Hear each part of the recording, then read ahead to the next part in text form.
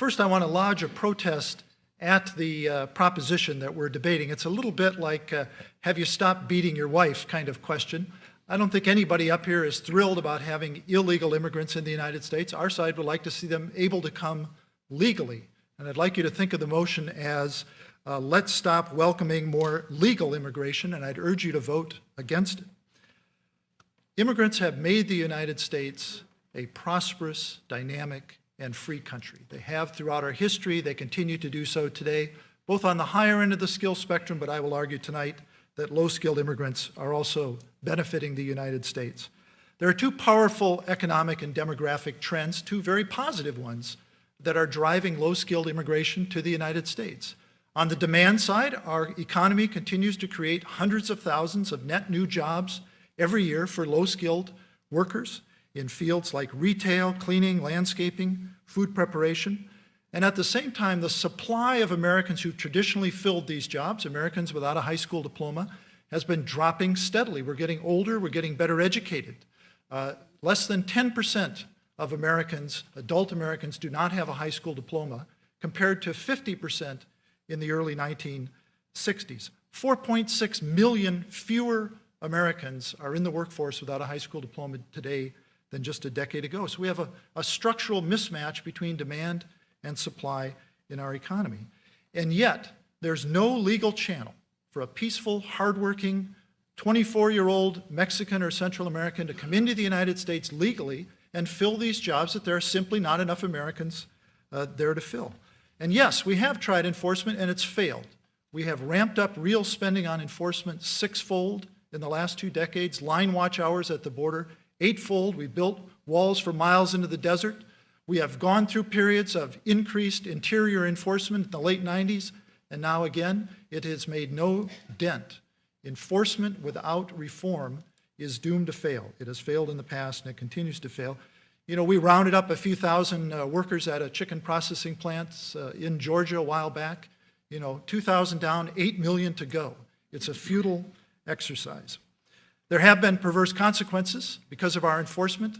Those trying to get in are actually more successful because they're going through more remote regions of the desert. It's more dangerous. The death rate has tripled. 300 or 400 people are dying every year for the crime of wanting a better job, trying to cross the border. And here's the irony. Once they're in, they're more likely to stay because of the expense and risk of crossing the border. Once they're in, they tend to stay. Traditionally, we've had a strong circular component to Mexican migration. 80% of them who came here eventually went back home as temporary immigrants. And we've interrupted that now, and I think a legalization program would restore that circular flow. The only answer is immigration reform. We need to change the law. This is a broken, dysfunctional law. We need to change the law. You know, and I think we need to both create a temporary worker program and legalize those who are here. We're not talking amnesty. They would pay a fine.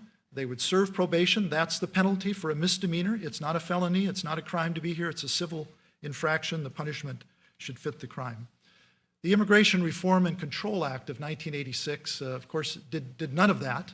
But the missing piece was that it had no temporary worker program, no provision for legalizing future workers, and it failed. Let's not make that mistake again. Back in the 1950s, we had a problem with illegal immigration. We had the Bracero program, but the visas were insufficient. We dramatically increased the visas, and illegal immigration dropped by 95%. Our side's not talking about letting in more immigrants. We're talking about turning a flow of illegal and a population of illegal immigrants into a legal flow and population of immigrants. You'll hear the argument from the other side that this is bad for low-skilled Americans. Well, if you're 25 years old and you don't have a high school diploma, you're getting it from all sides. The best thing you can do is stay in school. You'll get a 38% raise just over somebody who's dropped out. So the answer isn't to build walls, it's to encourage people to stay in school. You'll hear about the fiscal and social costs, and you've already heard that. I just don't see it. Yes, low-skilled workers tend to consume more in government services than they pay in taxes, but I think the other side exaggerates those costs. The costs are manageable. We can control access to the welfare state, and they're overwhelmed by the economic benefits to having a more expansive, dynamic economy. The social costs. You know, Heather talked about this swelling underclass. I just don't see it. In the last decade, the poverty rate is down in the United States. Crime is down by a third from the early 1990s, and this is with a doubling of the illegal immigrant population. The number of U.S. households headed by somebody without a high school diploma has dropped by more than 10% in the last decade. So we have a shrinking underclass in this country, and immigrants are helping to create opportunities throughout our economy. The answer, my friends, is to fence off the welfare state, not to fence off our country. Let me end by talking a little bit about national security, and I don't need to remind people in New York how important that is. None of us want to see a repeat of September 11th. I think a sensible immigration reform program would enhance our security and bring order to the border. This is a very important thing. We would begin to drain the swamp of smuggling and document fraud that can facilitate terrorism. We'd encourage people to come forward, announce themselves to authorities, to cooperate with the police rather than living in the shadows and being afraid. And also we would free up resources to go after the real criminals and terrorists.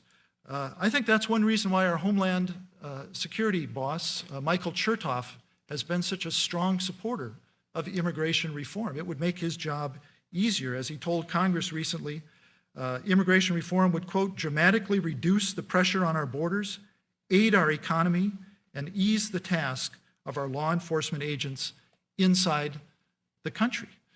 What in the world is our Homeland Security Department doing using its scarce resources, going after janitors and dishwashers and meat packers when it should be going after criminals and terrorists? We need to stop wasting our dollars, manpower, and lives in a futile effort to close our borders and turn away hardworking, peaceful immigrants. We need to change the law so that our country can welcome more legal immigrants to help us grow. And let me just end with a word about the rule of law. I'm all for enforcing the law. I'm all for obeying the law. But the law must be reasonable. It must be consistent with how normal people live their lives. In the 1930s, we had alcohol prohibition. It made criminals out of millions of people who just wanted a drink after dinner. The American frontier was settled by illegal squatters. And instead of clearing them off, we passed the Homestead Act. We need to change the law so that our immigration law better reflects our needs as an economy, our need for a more secure nation, and our highest values. Thank you very much. Thank you.